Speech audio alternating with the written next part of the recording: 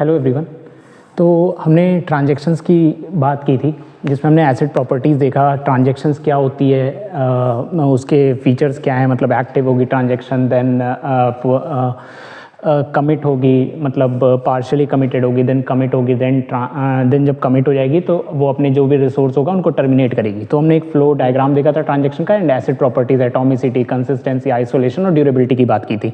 अब हम बात कर रहे हैं, तो हमारा पूरा जो टॉपिक है वो क्या है, ट्रांजैक्शन एंड कंकरेंसी कंट्रोल। तो ये जो ट्रांजैक्शन एंड कंकरेंसी कंट्रोल है, तो इसमें हमें एक टॉपिक होता है कि कंकरेंट शेड्यूल्स की बात करते हैं हम। शेड्यूल्स क्यों ज़रूरी है कि देखो, हमने ट्रांजैक्शन में क्या बात की थी, ट्रांजैक्शन में हमने ये बात की थी कि अगर कोई ट्रांजैक्शन चल रही है तो ट्रांजैक्शन एक सेट ऑफ कोड होता है, ठीक है, जिसमें कोई भी इंटरप्ट नहीं आना चाहिए चलते वक्त। अगर आएगा तो वो वापस से इनिशियल फेज से स्टार्ट होगी, मतलब एक्टिव, वापस से उसको एक्टिव करना पड़ेगा, पहले सारे रिसोर्स डीएलोकेट होंगे, ठीक है। तो क्या दिक्कत थी कि जब वो हम ट्रांजैक्शन एग्जीक्यूट कर रहे थे, तो अब हो सकता है कि जो हमारा शेयर्ड वेरिएबल हो, शेयर्ड वेरिएबल हम ऑपरेटिंग सिस्टम में भी पढ़ते हैं, इसमें भी होता है कि हो सकता है कि एक ही अकाउंट को हम मल्टीपल जगह यूज़ कर रहे हो, तो सभी तो उसको शेयर कर रहे होंगे। तो ऐसा ना हो कि उस अकाउंट को एक ही टाइम पे 10 लोग या फिर 5 लोग अपडेट मार दें, तो फिर उससे क्या होगी, ट्रांजैक्शन में इनकंसिस्टेंसी पैदा हो जाएगी। तो हमें ट्रांजैक्शन तो करवानी है, एक टाइम पे मल्टीपल ट्रांजैक्शन करवानी है, लेकिन ये देखना है जो उसका शेयर्ड वेरिएबल है वो एक टाइम पे एक ही बार अपडेट होना चाहिए। तो ऐसी चीज़ों को कैसे किया जाए, क्वेश्चन ये था। तो यहाँ से स्टार्टिंग होती है कि हमारे शेड्यूल हम पढ़ना शुरू करते हैं, ठीक है। फिर एक एक एल्गोरिथम्स देखेंगे कि उनको हम कैसे रिकवर, मतलब कैसे उनको प्रोटेक्ट कर सकते हैं कि ऐसी चीज़ें ना हो। तो पहले हमें सबसे समझना होगा कि सीरियल शेड्यूल क्या होता है और कंकरेंट शेड्यूल क्या होता है, ठीक है। तो हम स्टार्ट करते हैं, ठीक है। तो सीरियल शेड्यूल क्या होता है, a schedule where transactions are executed one after another without interleaving. क्या है ये, अगर हम दो शेड्यूल्स की बात करें, ठीक है, एक ट्रांजैक्शन T1 है, एक ट्रांजैक्शन T2 है। शेड्यूल मतलब क्या है कि एक पर्टिकुलर टाइम ऑफ स्टैम्प पे दो ट्रांजैक्शन चल रही हैं, ठीक है, एक T1 चल रही है और एक T2 चल रही है, ठीक है। तो मान लेते हैं इसमें कुछ था, रीड A हुआ, A equal to A plus 50 हुआ, देन राइट A हुआ, रीड B हुआ, B equal to B plus 100 हुआ, ठीक है, फिर राइट B हुआ, देन ये ट्रांजैक्शन खत्म हुई। आफ्टर दैट क्या हुआ, जब ये ट्रांजैक्शन ओवर हुई, देन सेकंड आया, सेकंड ने क्या किया, पहले रीड किया ट्रांजैक्शन को, देन इसने कुछ ऑपरेशंस परफॉर्म किए, मान लेते हैं A प्लस 100 किया, देन ये राइट A किया, देन बाहर निकल गया, ठीक है। तो सीरियल शेड्यूल क्या कहता है, सीरियल शेड्यूल कहता है कि एक ट्रांजैक्शन खत्म हो, देन दूसरा ट्रांजैक्शन स्टार्ट होना चाहिए। तो फिर क्या होगा, अगर हम इसको एक वैल्यू लेकर समझें, A इक्वल टू 50 मान लेते हैं और B इक्वल टू 100 मान लेते हैं। मान लेते हैं हमारे अकाउंट में पहले 50 रुपीज़ और 100 रुपीज़ थी। ट्रांजैक्शन 1 आई तो क्या करेगा, पहले वो रीड करेगा, रीड किया तो अभी कितना पड़ा हुआ है, 50 पड़ा हुआ है। तो ये क्या रीड किया, 50 रीड किया, देन इसने 50 प्लस 50 किया, अपडेट किया, 100 हुआ, ये राइट कर दिया इसमें वापस से डेटाबेस में। रीड किया तो रीड किया, देन रीड किया B को रीड किया तो 100 हो गया, ठीक है। 100 प्लस 100 200 हो गया, ठीक है। देन फिर इसने राइट किया था 200, देन फिर अब ट्रांजैक्शन 1 यहाँ पे खत्म हो गई, देन ट्रांजैक्शन 2 आया, उसने अब रीड वो क्या करेगा, रीड 100 करेगा, 100 किया, तो 100 प्लस 100 क्या किया, 200 किया, देन राइट किया 200 को यहाँ पे, ठीक है। तो इस ट्रांजैक्शन ने जो काम किया वो सेपरेट किया, क्या इसका या इसका कुछ इफेक्ट पड़ा, नहीं पड़ा। ये ट्रांजैक्शन जब खत्म हुई तब ये स्टार्ट हुई, तो ये कैसी ट्रांजैक्शंस कहलाती हैं, ये सीरियल शेड्यूल्स कहलाती हैं, ठीक है। अच्छा, एक चीज़ और मैं शायद बताना भूल गया हूँ, रीड राइट ये कॉन्सेप्ट याद रखना, कब कॉन्फ्लिक्टिंग होती है तो ये क्या होता है, R से हम किसको दिखा रहे हैं, रीड को दिखा रहे हैं, और W से किसको दिखा रहे हैं, राइट को, ठीक है। कॉन्फ्लिक्ट कहाँ जनरेट होता है, क्या रीड में कोई प्रॉब्लम आएगी, अगर सिर्फ ये रीड कर रहे होते, इसने रीड A किया और इसी टाइम स्टैम्प पे रीड ये करता, तो क्या कोई दिक्कत आती, कभी कोई डेटा आइटम अपडेट किया, नहीं किया, तो कभी भी कॉन्फ्लिक्टिंग रीड पे नहीं आएगी, ठीक है। तो रीड नो कॉन्फ्लिक्ट, ठीक है। कॉन्फ्लिक्ट कहाँ, रीड राइट पे आ सकती है, रीड राइट, और क्या होता है, राइट रीड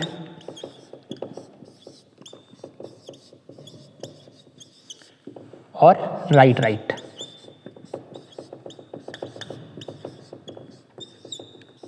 ठीक है, अगर मान लो ऐसा होता कि ये पहले रीड करता, देन उसी टाइम ये रीड करता, उस चीज़ को अपडेट कर देता, देन बाद में ये अपडेट कर रहा होता उस चीज़ को, तो क्या दिक्कत आ जाती? इसने रीड तो पुराना डेटा किया था लेकिन अपडेट बिना दोबारा रीड किए, क्योंकि ये अपडेट करके बीच में चला गया और उसको अपडेट कर दिया, तो यहाँ पे ये कॉन्फ्लिक्ट है। इसी तरह राइट रीड भी कॉन्फ्लिक्ट पेयर है, इसी तरह राइट राइट भी कॉन्फ्लिक्ट पेयर है। इन सबको हम एक एक करके जब एग्जांपल्स देखेंगे ना तो समझते चले जाएंगे। आपको हमेशा याद रखना, अगर 2 लोग रीड कर रहे हैं, 2 क्या 10 लोग सिर्फ रीड ऑपरेशन परफॉर्म कर, तो कभी भी इनकंसिस्टेंसी पैदा नहीं होगी। ठीक है, लेकिन अगर कोई रीड राइट कर रहा है, राइट रीड कर रहा है या राइट राइट कर रहा है, तो गारंटीड है कि कहीं ना कहीं कॉन्फ्लिक्ट पैदा हो सकता है, और इसी कॉन्फ्लिक्ट को हमें रोकना है। ठीक है, ट्रांजेक्शन में। ठीक है, तो अब हमने सीरियल शेड्यूल डिस्कस कर लिया। तो सीरियल शेड्यूल की एक डिफिनेशन है, the schedule where transactions are executed one after another without interleaving. तो सीरियल शेड्यूल का डिसएडवांटेज क्या था? डिसएडवांटेजेस ऑफ सीरियल शेड्यूल देखते हैं। सीरियल शेड्यूल, तो हम यहाँ पे प्रॉब्लम देखते हैं क्या है।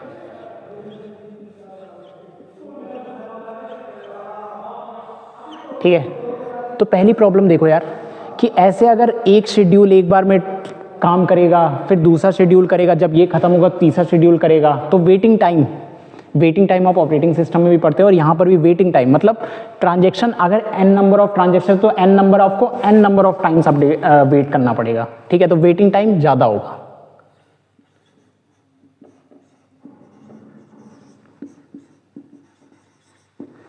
और रिसोर्स यूटिलाइजेशन भी लेस होगा। ठीक है, अगर एक ट्रांजेक्शन एक बार में चल रही है तो इसको कोई रिसोर्स नहीं मिलेगा, फिर ये सारे रिसोर्स होल्ड करके रखेगी, फिर सेकंड वाले को मिलेगा। ऐसा नहीं है कि मान लो ये राइट हो गया था इसने ए को क्या कर दिया, फ्री कर दिया, लेकिन ऐसा नहीं होगा। जब तक पूरी ट्रांजेक्शन नहीं खत्म होगी तब तक ये ए भी होल्ड करके बैठेगा, बी भी होल्ड करके बैठेगा, तो थ्रूपुट भी कम है और रिसोर्स यूटिलाइजेशन हाई है। मतलब रिसोर्स यूटिलाइजेशन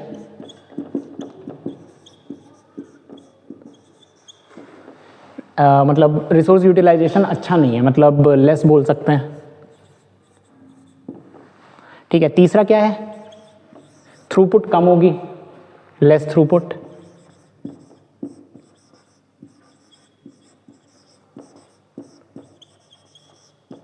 ठीक है, ठीक है, फिर लास्ट है, अगर ऐसे होगा तो TN ट्रांजेक्शन का रिस्पांस बहुत लेट आएगा। तो अगर कोई n नंबर ऑफ बंदा बैठा हुआ है वहाँ पे, उसने ट्रांजेक्शन किया हो, तो उसको 10 घंटे बाद रिस्पांस मिल रहा है, तो रिस्पांस टाइम भी लेस होगा।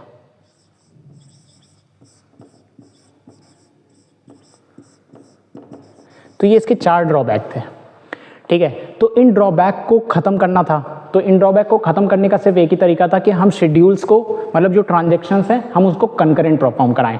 लेकिन कंकरेंट में भी क्या दिक्कत थी, तो अगर हम एक कंकरेंट शेड्यूल बनाते हैं, ठीक है, शेड्यूल को समझते हैं, क्योंकि कंकरेंट शेड्यूल में भी ये ज़रूरी नहीं है कि हर बार दिक्कत ही आए, कुछ केस ऐसे हो सकते हैं जिसमें कोई दिक्कत ना आए। ठीक है, तो दिक्कत कहाँ आएगी और दिक्कत कहाँ नहीं आएगी, पहले हम वो कंकरेंट शेड्यूल में डिस्कस करते हैं। ठीक है,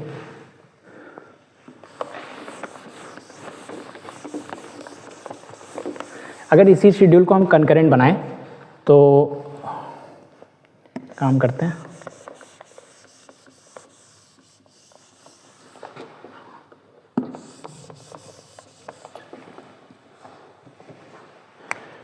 ठीक है, तो रीड ए कर रहा था, देन इसने क्या किया, अब रीड ए कर दिया, देन इसने भी ए को अपडेट किया, देन राइट ए किया, देन अभी ये ट्रांजेक्शन ख़त्म नहीं हुई थी, फिर इसने रीड बी पर ऑपरेशन परफॉर्म करना शुरू किया, B equal to B plus 20 मान लेते हैं, कर दिया, देन राइट बी किया, देन इसने रीड बी किया, इसने भी बी पे कुछ ऑपरेशन परफॉर्म कर दिए और राइट बी कर दिया। ठीक है, तो अब देखो यहाँ पे क्या था, ए रिसोर्स को इसने होल्ड किया, देन कुछ ऑपरेशन परफॉर्म किया, देन ए रिसोर्स इसने फ्री किया, देन इसने होल्ड किया ए रिसोर्सेज को, देन फिर इसने होल्ड किया बी रिसोर्सेज को, फिर इसने होल्ड किया बी रिसोर्सेज को। तो ये कंकरेंट ही चल रहा है, ठीक है। सीरियल में क्या होता कि पूरा पहले ट्रांजेक्शन 1 खत्म होता, देन ट्रांजेक्शन 2 स्टार्ट होता, लेकिन यहाँ पर क्या हुआ कि कंकरेंट एग्जीक्यूशन हो रहा है। तो अब देखते हैं क्या इसमें कोई कॉन्फ्लिक्ट है या फिर ये शेड्यूल प्रॉपर शेड्यूल की तरह एग्जीक्यूट हो जाएगा। तो ए अगर हम मान लें 100 और बी मान लें 100, तो पहले इसने रीड किया, इसने क्या रीड किया 100 रीड किया, देन 100 में अपडेट किया 150 हुआ, देन राइट कर दिया तो यहाँ पर अपडेट हो गया 150, ठीक है। देन फिर ये ट्रांजेक्शन T2 आई, इसने रीड किया, तो अब ये कौन सा डेटा रीड करेगी, ये राइट कर चुका है, ठीक है। तो अब ये रीड जो कमिटेड डेटा है उसको करेगी, तो यहाँ पे 150 रीड होगा, 150 प्लस 20 170। अब ये इसने क्या किया, इसको अपडेट कर दिया 170, ठीक है, राइट कर दिया। देन अब ये वाला ट्रांजेक्शन बी वाले को रीड करता है 100, इसमें 20 ऐड करता है तो ये 120 हो गई, ठीक है, देन राइट कर दिया। देन अब ये वाली ट्रांजेक्शन T2 रीड करती है बी को, तो अब वो क्या रीड करेगी 120 रीड करेगी, 120 में 10 जोड़ा तो 130 हो गया, देन ये राइट कर देगा, ठीक है। तो यहाँ पर क्या हुआ, यहाँ पर देखो ट्रांजेक्शन प्रॉपर चली, कैसी कंकरेंट चली, क्योंकि ये भी चल रही थी और ये भी चल रही थी। जो रिसोर्सेज ये एलोकेट कर रहा था उस टाइम पे ये नहीं ले रहा था उस रिसोर्सेज को, एक टाइम पे ये अपडेट किया, देन ये इसने अपडेट किया, तो ये कैसी शेड्यूल हुई, ये कंकरेंट शेड्यूल हुई। इनको हम क्या कहते हैं,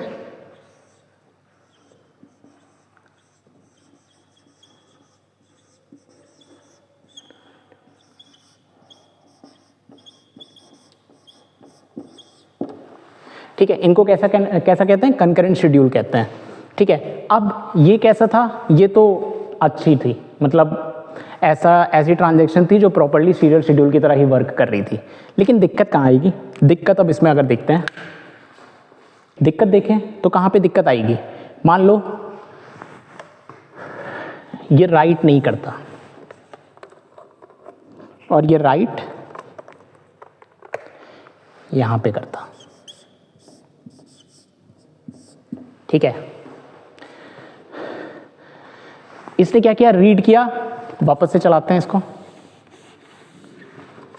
100 और 100 था, इसने रीड किया 100 प्लस 50 150, ए में अब क्या चला गया 150 चला गया, लेकिन क्या इसने राइट कर दिया, नहीं किया। उसी समय ये ट्रांजैक्शन आया और इसने अब क्या ये रीड करेगा, अब ये 100 रीड कर लिया, तो 100 प्लस 120 120 और राइट कर दिया 120 को, ठीक है, 120 राइट कर दी, 120 राइट कर दी। देन ये अब ये ट्रांजैक्शन T1 चलेगी, T1 चली तो आरबी 100 था, B प्लस 20 किया 120 हुई, देन राइट B कर दिया। अब यहां पर ये आया, इसने क्या किया था, ए में 150 डाल दिया था, अब ये राइट करता है सीधा बिना देखे कि ए में क्या है 150, ठीक है। अब बी में वापस चला तो बी में ये तो एग्जीक्यूट हो जाएगा, ये 130 हो जाएगा। आना कितना चाहिए था, आना 170 चाहिए था। अभी हमने पिछले में देखा, पिछले वीडियो में, कि जब ये प्रॉपर चल रहे थे तो 170 आता है आंसर, आना 170 चाहिए था, लेकिन विदाउट क्या हुआ, मतलब इसने राइट नहीं किया था, बिना इसके राइट किए इसने रीड कर लिया, कॉन्फ्लिक्ट जनरेट हो गया, ठीक है। इसने बिना इसको अपडेट किया और राइट नहीं किया, तो मतलब रीड किया देन यहाँ पे राइट हो गया, रीड राइट कॉन्फ्लिक्ट जनरेट हो गया, कॉन्फ्लिक्ट जनरेट हुआ, इसकी वजह से ये आंसर जो होना चाहिए था 170, लेकिन हुआ कितना 150। तो इसी टाइप की चीज़ों को हमें रोकना है कि ऐसा नहीं होना चाहिए कि 10 ट्रांजेक्शन चल रही हैं और कोई भी बंदा उस शेयर्स रिसोर्सेज को यूज़ किया और बिना अपडेट किए किसी और ने उसको यूज़ कर लिया, तो हमेशा ही कैसे आएंगे आंसर, गलत आएंगे। आपके अकाउंट में अगर ऐसी दिक्कतें होती ना, तो आपके पैसों की मतलब प्रॉपर UPI कभी वर्क नहीं कर पाता, ठीक है। तो हमें इन्हीं चीज़ों को मैनेज करना है कि हम कैसे इन कंकरेंट शेड्यूल को मैनेज करें कि ऐसी प्रॉब्लम्स जनरेट ना हो, इनकंसिस्टेंसी जनरेट ना हो, हमेशा कैसे रहे, कंसिस्टेंट रहे, एसिड प्रॉपर्टीज़ को ट्रांजैक्शंस फॉलो करती रहें, ठीक है। तो ये था कंकरेंट शेड्यूल का। हमें प्रॉब्लम किससे नहीं है, सीरियल शेड्यूल से हमें कभी कोई प्रॉब्लम नहीं है, हमें प्रॉब्लम किससे है, हमें कंकरेंट शेड्यूल से प्रॉब्लम है, और कंकरेंट शेड्यूल में भी किससे प्रॉब्लम है, इनकंसिस्टेंसी से प्रॉब्लम है, ठीक है। तो अब हम कंकरेंट शेड्यूल की बात करेंगे, ठीक है, ठीक है। तो कंकरेंट शेड्यूल की अगर छोटी सी डेफिनेशन देखें तो साइमल्टेनियसली एग्जीक्यूशन ऑफ टास्क या फिर ट्रांजैक्शन बोल सकते हैं। तो उसको हम क्या कहते हैं, कंकरेंट शेड्यूल कहते हैं। एक चीज़ याद रखना, if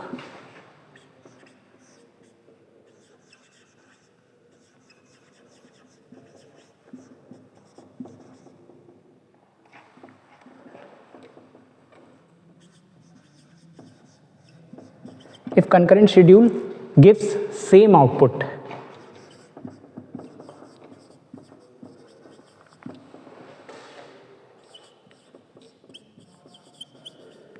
similar to serial schedule.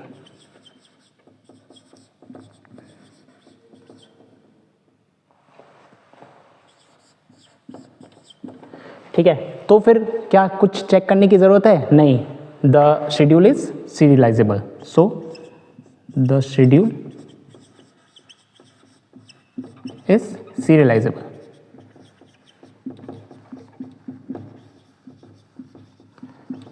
ठीक है, तो याद रखना ये, अगर कंकरेंट शेड्यूल का सेम आउटपुट है एज सीरियल शेड्यूल तो फिर कुछ चेक करने की जरूरत है? नहीं है. दिक्कत कहाँ थी? दिक्कत थी जब कंकरेंट शेड्यूल कुछ और ही आउटपुट दे रहा और सीरियल शेड्यूल से अगर हम उसको एग्जीक्यूट करते हैं तो कुछ और आउटपुट है, तो वहां पर हमें चेक करना पड़ता है. तो अब हर बार तो आप ऐसे बनाकर वैल्यू लेकर तो चेक करोगे नहीं.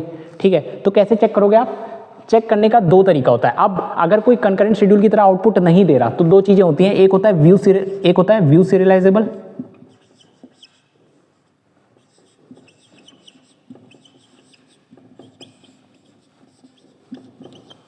और एक होता है कॉन्फ्लिक्ट सीरियलाइजेबल.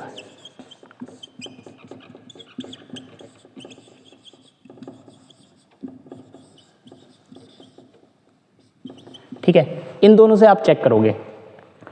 अब हर बार आप आउटपुट लिखकर नहीं देखोगे, मैं आपको ये बताऊंगा कि कॉन्फ्लिक्ट सीरियलाइजेबल चेक कैसे करना है और व्यू सीरियलाइजेबल चेक कैसे करना है. आप गेट के पेपर में या फिर यूजीसी नेट में बैठे हो तो आपको यही चेक करना है कि वो सीरियल कॉन्फ्लिक्ट सीरियलाइजेबल है या नहीं. अगर कोई कॉन्फ्लिक्ट सीरियलाइजेबल है तो गारंटीड कैसा होगा? सीरियल होगा ही, सीरियलाइजेबिलिटी को फॉलो करेगा ही.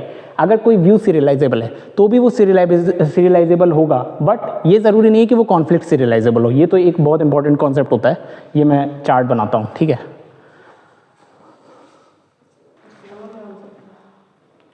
ठीक है, तो अब देखते हैं कॉन्फ्लिक्ट सीरियलाइजेबल व्यू सीरियलाइजेबल का एक रिलेशन होता है कि देखो, अगर कोई शेड्यूल सी एस से मैं इसको रिप्रेजेंट कर रहा हूँ, कॉन्फ्लिक्ट सीरियलाइजेबल को, और व्यू सीरियलाइजेबल को वी एस से मतलब रिप्रेजेंट कर रहा हूँ. ठीक है, अगर कोई शेड्यूल कॉन्फ्लिक्ट सीरियलाइजेबल है, आपने ये प्रूव कर लिया कंकरेंट शेड्यूल के अंदर कि वो कॉन्फ्लिक्ट सीरियलाइजेबल है, तो गारंटीड है वो क्या होगा? व्यू सीरियलाइजेबल तो होगा ही होगा. और गारंटीड है अगर वो व्यू सीरियलाइजेबल है और कॉन्फ्लिक्ट सीरियलाइजेबल है, आपने प्रूव कर लिया, तो वो गारंटीड सीरियलाइजेबल भी होगा, शेड्यूल भी होगा. ठीक है, अगर कोई कॉन्फ्लिक्ट सीरियलाइजेबल है तो आपको ज़रूरी नहीं है व्यू सीरियलाइजेबल चेक करना है, आप डायरेक्टली भी कर सकते हो कि वो सीरियलाइजेबल होगा. अगर कोई व्यू सीरियलाइजेबल है तो वो भी सीरियलाइजेबल होगा. ठीक है, अगर लेकिन कोई व्यू सीरियलाइजेबल है तो ये ज़रूरी नहीं कि वो कॉन्फ्लिक्ट सीरियलाइजेबल हो, तो ये एरो नहीं जाएगा. और ये भी गारंटी नहीं है कि अगर कोई सीरियलाइजेबल है तो वो कॉन्फ्लिक्ट सीरियलाइजेबल हो. अगर कोई सीरियलाइजेबल है तो गारंटीड है व्यू सीरियलाइजेबल हो सकता है, बट ये गारंटी नहीं है कि वो कॉन्फ्लिक्ट सीरियलाइजेबल होगा. ठीक है, तो आपको ये डायग्राम हमेशा याद रखना है, तो मैं लिख भी देता हूँ थ्योरी में. तो फर्स्ट पॉइंट,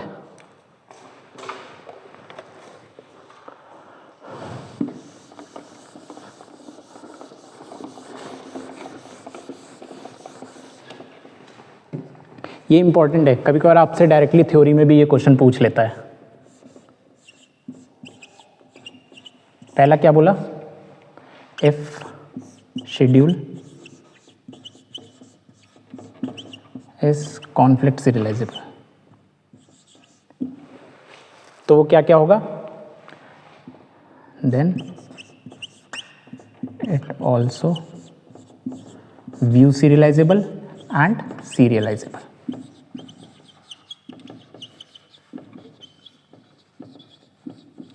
ठीक है, दूसरा पॉइंट क्या बोला? दूसरा बोला if schedule is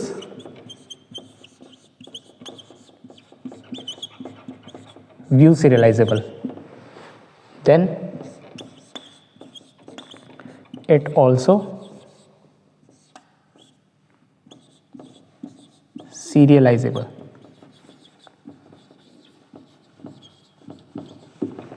but may और may not be conflict serialisable.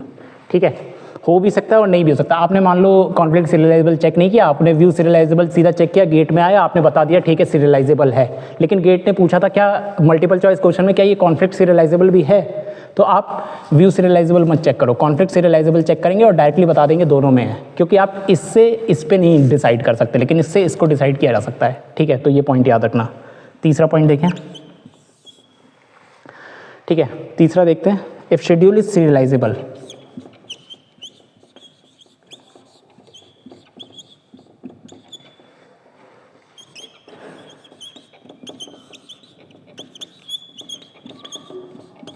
then it also view serializable, but may or may not be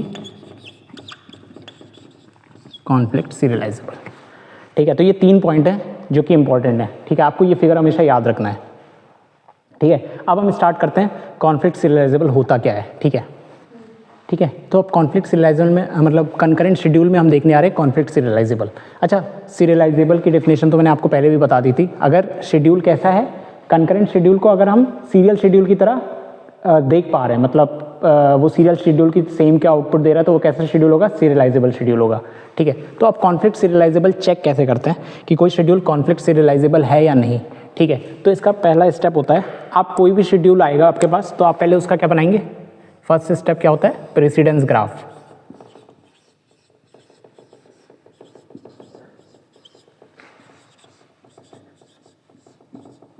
ठीक है, दूसरा स्टेप क्या होगा, जब आप प्रेसिडेंस ग्राफ बना लेंगे और प्रेसिडेंस ग्राफ में कोई भी साइकिल प्रेजेंट नहीं होनी चाहिए।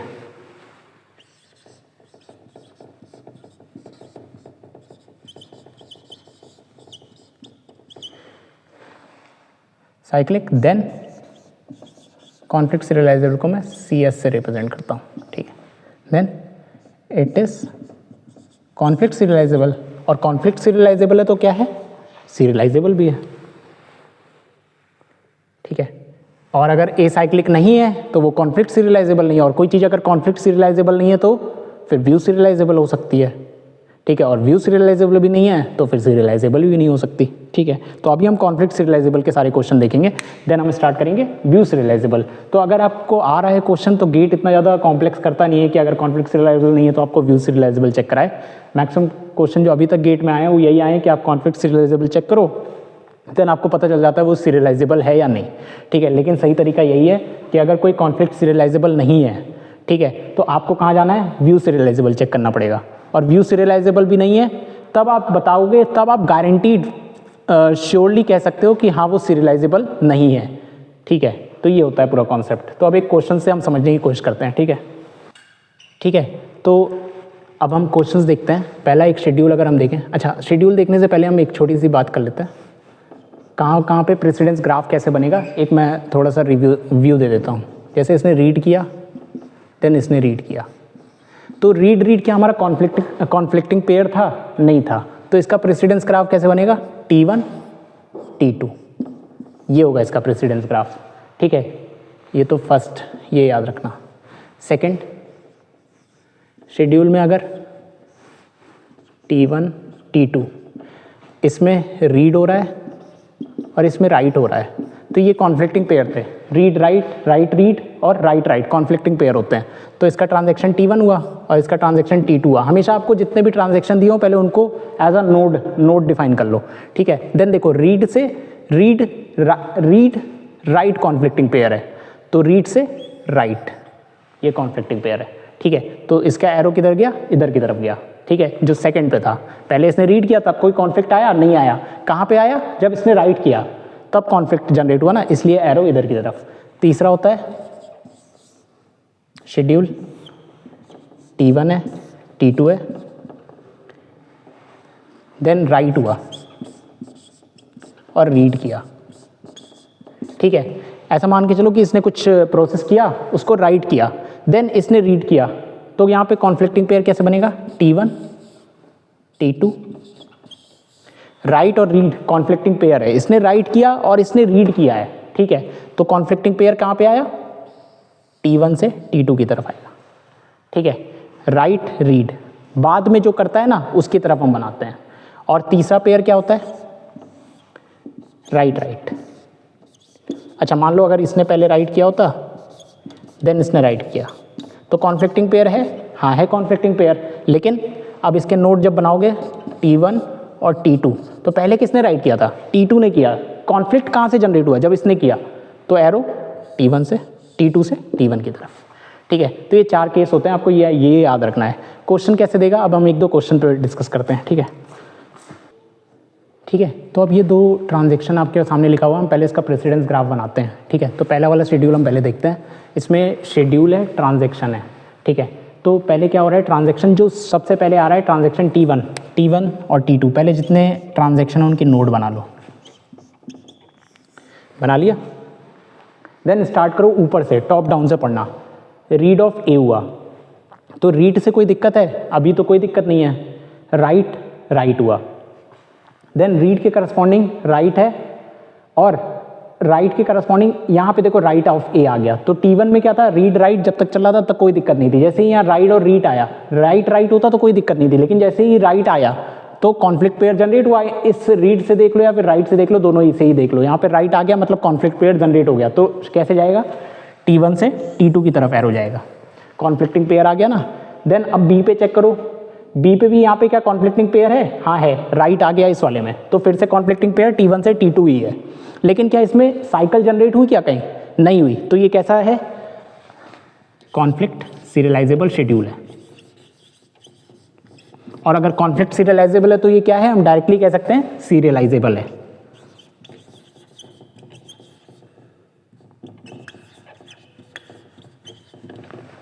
ठीक है, मतलब व्यू सीरियलाइजेबल होगा ही, वो आपको साइकिल याद होनी चाहिए जो मैंने बनाई थी इससे पहले, ठीक है। तो ये हो गया। अब इस वाले को चेक करते हैं। अब देखो हर बार मैं ऐसे चेक करके नहीं देखूंगा, मैं देखूंगा रीड है, अगर यहाँ पे कहीं पे भी राइट हुआ तो मतलब कॉन्फ्लिक्ट जनरेट है, ठीक है। तो देखो रीड है, राइट है यहाँ पे, हाँ है, तो कॉन्फ्लिक्ट जनरेट हुआ। नोड बनाओ पहले T1 और T2, कॉन्फ्लिक्ट जनरेट हुआ, सीधे एरो। देन ए का काम खत्म, एक बार एरो आ गया तो फिर अब आगे ए को चेक करो या ना चेक करो उससे नहीं होता, ठीक है। लेकिन अगर अब यहाँ पर ए आया और फिर से यहाँ पे ए आ गया, देखो ए T2 में आया फिर T1 में आ गया, तो फिर से अब इस वाले ट्रांजेक्शन के लिए इसमें क्या दिक्कत हुई, जनरेट हुई, मतलब एरर आ सकती है, कॉन्फ्लिक्टिंग पेयर यहाँ पे जनरेट हुआ, तो T2 से T1 की तरफ भी एरो गया। देन RB को चेक करो, यहाँ पे भी है, लेकिन पहले ही हम एक लाइन खींच चुके हैं T2 से T1 और T1 से, मतलब ये T1 से T2 होगा, T1 से T2, तो अब दूसरी लाइन तो खींचेंगे नहीं। तो यहाँ पर क्या हुआ, ये साइकिल जनरेट हुई, साइकिल एग्जिस्ट हो गई, तो कॉन्फ्लिक्ट सीरियलाइजेबल नहीं है। लेकिन क्या हम डायरेक्टली कह सकते हैं ये सीरियलाइजेबल नहीं है, नहीं कह सकते।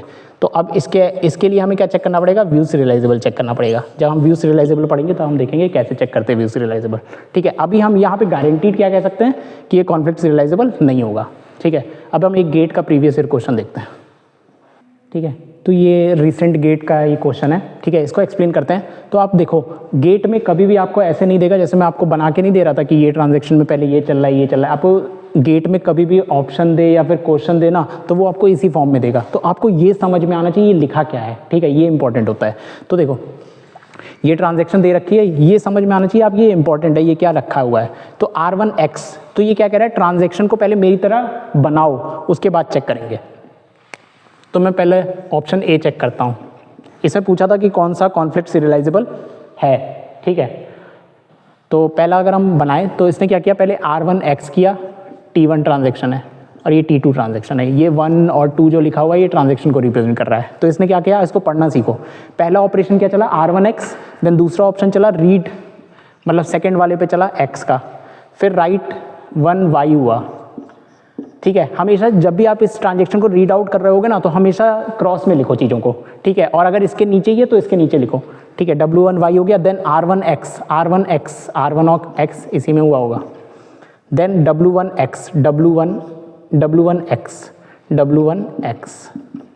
देन कमिट किसने किया, पहले ट्रांजेक्शन T2 ने किया, देन ट्रांजेक्शन T1 ने किया, ठीक है, ये हुआ। यही था ना, 1 2 3 4 5 6 7, 6 7, ठीक है। तो अब इसको चेक करते हैं। तो देखो T1 से T2 की तरफ कॉन्फ्लिक्ट है, और T2 से कॉन्फ्लिक्ट कैसे चेक करते थे, रीड रीड पेयर है तो कॉन्फ्लिक्ट नहीं, रीड राइट है, राइट रीड है, या राइट राइट है तो कॉन्फ्लिक्ट है। तो रीड से राइट जा रहे हैं, अगर इसका हम प्रेसिडेंस ग्राफ बनाएंगे T1 और T2 पे तो क्या बनेगा, T1 से T2 गए, कॉन्फ्लिक्ट पेयर जनरेट हुआ था।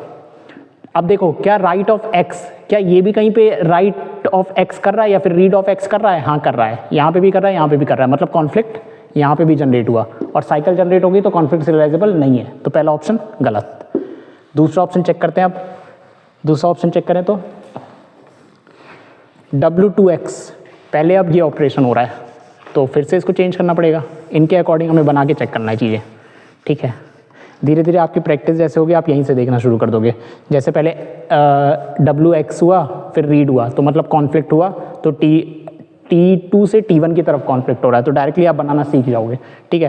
फिलहाल W2X यहाँ पे हुआ, R1X यहाँ पे हुआ, W2Y यहाँ पे हुआ, W1Y, मुझे तो यहीं से कॉन्फ्लिक्ट दिख गया, आगे जाने की ज़रूरत नहीं है। अभी आप कमिट पे ध्यान मत देना, कमिट हम अलग से पढ़ेंगे क्या होता क्या है, ठीक है। अभी याद रखो बस यहाँ पे कॉन्फ्लिक्ट सीरियलाइजेबल चेक करना है। तो मुझे यहीं से दिख गया T2 से T1 की तरफ जा रहे हैं, तब दिक्कत आ रही है, X है, और अच्छा अभी नहीं दिखा क्योंकि अगर यहाँ पे X होता तब होता, लेकिन Y है, अभी भी T2 से T1 की तरफ हम ड्रॉ कर रहे हैं, ठीक है। अब आगे चेक करते हैं, R1X है, देन कमिट T2 कमिट करके चला गया, देन W1X हुआ, ठीक है। तो देखो यहाँ पे W राइट रीड का कॉन्फ्लिक्ट जनरेट हो चुका था, ठीक है। यहाँ पे क्या Y फिर से कहीं पे हुआ, हाँ हुआ यहाँ पे, तो ये अभी भी T1 से T2 पे, T2 से T1 पहले ही जा चुका है, अभी भी T2 से T1 भी जा रहा है। उसके बाद क्या यहाँ पे कभी कुछ राइट या रीड हुआ, नहीं हुआ, तो कभी भी T1 से हम T2 की तरफ नहीं गए, तो ये प्रेसिडेंस ग्राफ कैसे बना, ए साइक्लिक बना, तो ये कॉन्फ्लिक्ट सीरियलाइजेबल है। तो ऑप्शन बी ही सही था, अगर ये मल्टीपल चॉइस क्वेश्चन नहीं है तो। बाकी भी ऑप्शन चेक कर लेते हैं। अब अगला देखते हैं, सी वाला।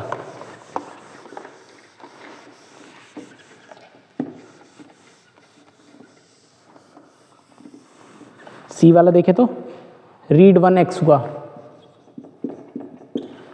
देन राइट 1Y हुआ, देन राइट 2Y हुआ। पहला आपको दिख गया होगा, T1 से T2, रीड से राइट हो रहा है, मतलब T1 से T2 जा रहा है। अब आगे चेक करते हैं, राइट ऑफ X हुआ, W2Y हुआ,